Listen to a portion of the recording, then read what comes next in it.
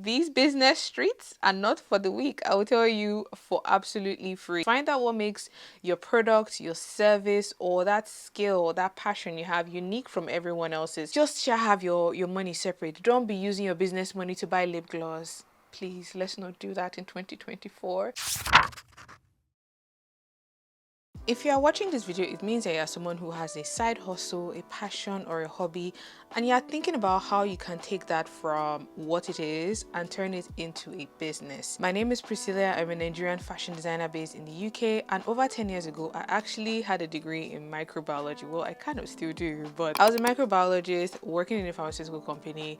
And I knew I didn't want to do that for the rest of my life. So I'm going to be sharing how I went on that journey of building a fashion business, gathering experience, and hopefully my experience would help and inspire you if you're someone who's looking to go on a similar journey. So if you'd like to find out what these steps are, how I went on this pathway and this journey, make sure to keep on watching. Give this video a thumbs up if you find it helpful and so it's seen by more people on the platform.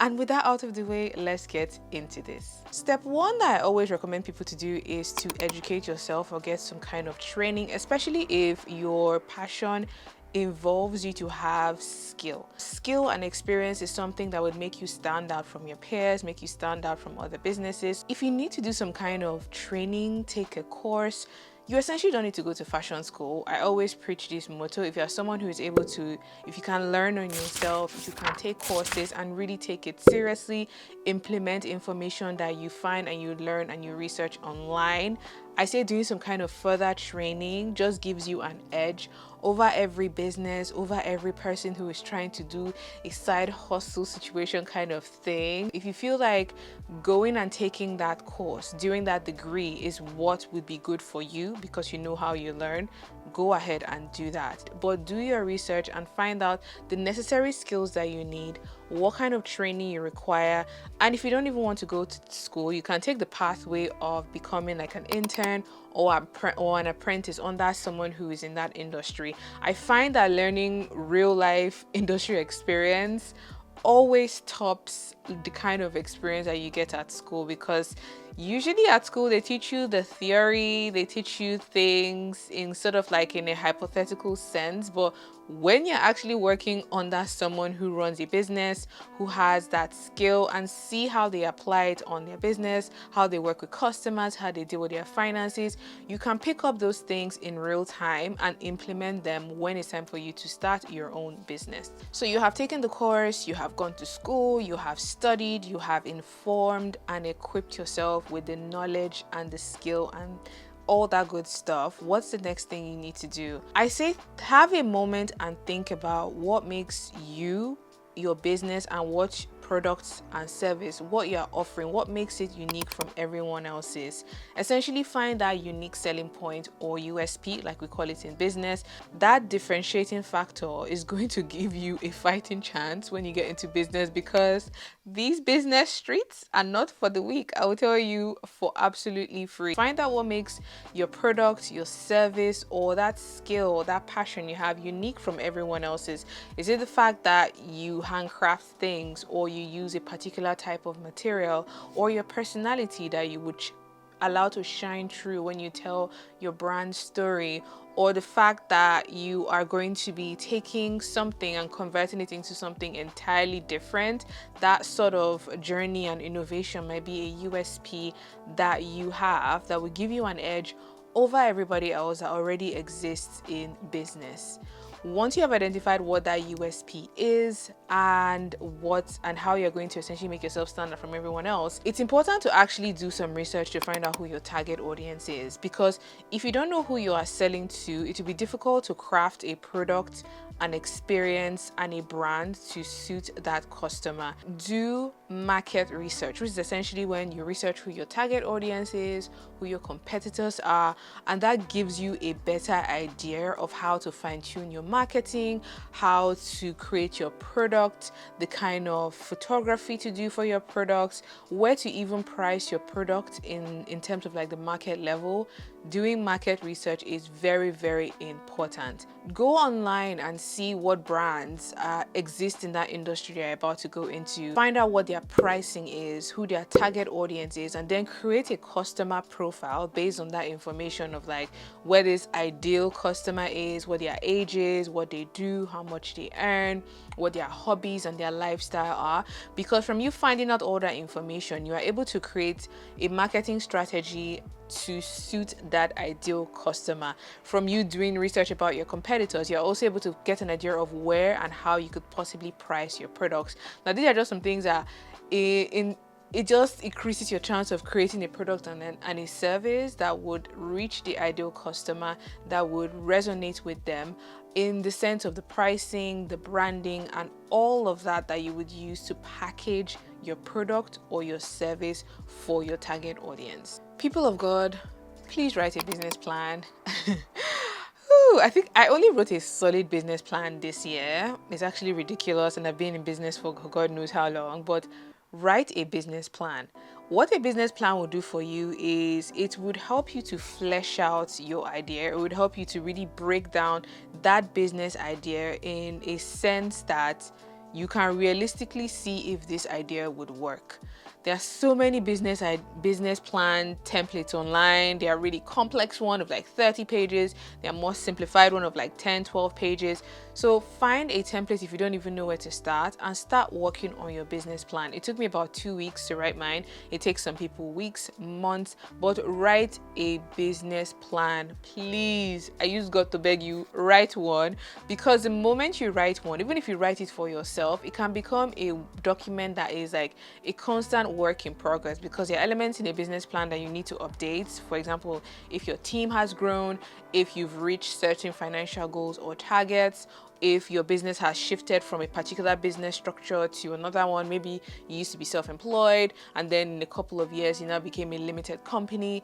All those information are things that you could go in and edit when you have done a business plan in the past. So it's not something you just write and forget. No, I say at least update it once every year, at least once every year, because your business will grow, hopefully thrive, and you want to reflect those changes on your business plan. A business plan also comes in handy when you want to use it to get loans or a grant. Most times they will ask you for a business plan. It also shows that you're taking your business seriously. It also tells the investor what the financial viability of your business idea is, because towards the end of a business plan there is something called like the financial section, where you do like a cash flow and financial projection, and from that an investor can see, okay, in about 2 years this business would break even, which means you start making enough money to cover all your costs, and you kind of like reach like a break even point, so they can see at a glance if the idea is viable or not. So we have studied, we have found our USP, we have a business plan. What next do we do? This is the point where I would really advise that you think about registering your business. If you want to become self-employed or a sole trader or a sole proprietor in typically what you would find in the UK, or register as a limited company, or go into partnership with someone else, come up with a business name, do all the legal side of things. I would also say it helps to do this as early as possible. Once you feel like things are starting to pick up, once you're making over £1,000 a month, I say just register your business. Even if it's still a side hustle at that point, just get it registered, get all the documentation right, so in the future it does not become an issue or it does not become like a problem for your business.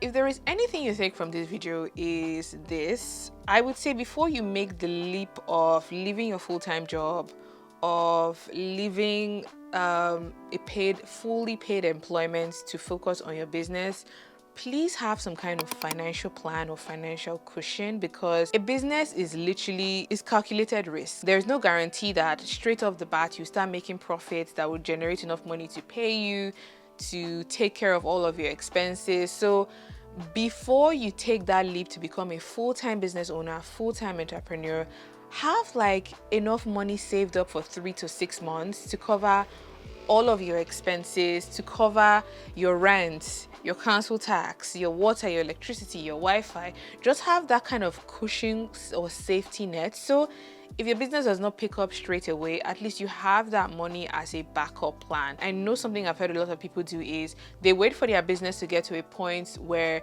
the money they're earning from their business matches the money that they are earning from their job, their full-time employment, or their 9 to 5 before they make that switch. So that might be another milestone or metric that you could use to gauge, okay, is it right? Is it time for me to make the leap of faith and just focus on my business full time? Another thing that really helps is to separate your finances as early on as possible. Have your business account as a separate thing, even if you are self-employed or you're a sole proprietor where you and your business are essentially the same thing.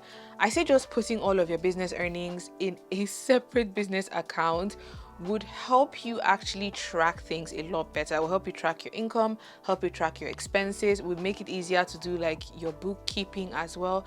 If you get to the point where you want to outsource your accounting or bookkeeping to a third party, just have your money separate. Don't be using your business money to buy lip gloss. Please, let's not do that in 2024.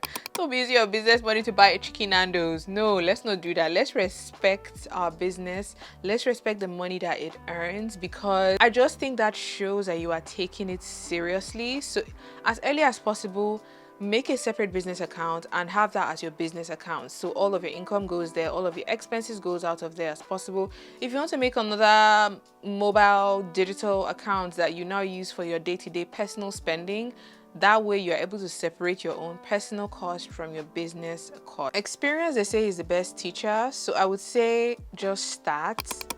You will never feel 100% ready. Like there would always be something that you are not sure of, something that you need to learn, something that you need to top up.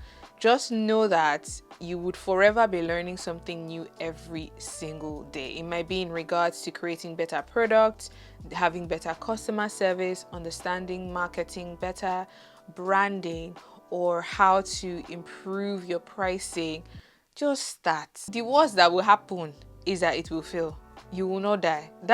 Honestly, once I go into things with that mindset, it just relieves that limiting element or unseen force holding me back. Just go ahead and start, because from you starting and doing and trying out things, you will make mistakes and you will learn from them. What I would say is avoid expensive mistakes that will cost you a few good amount of money. Avoid those, but the best way to learn is through experience.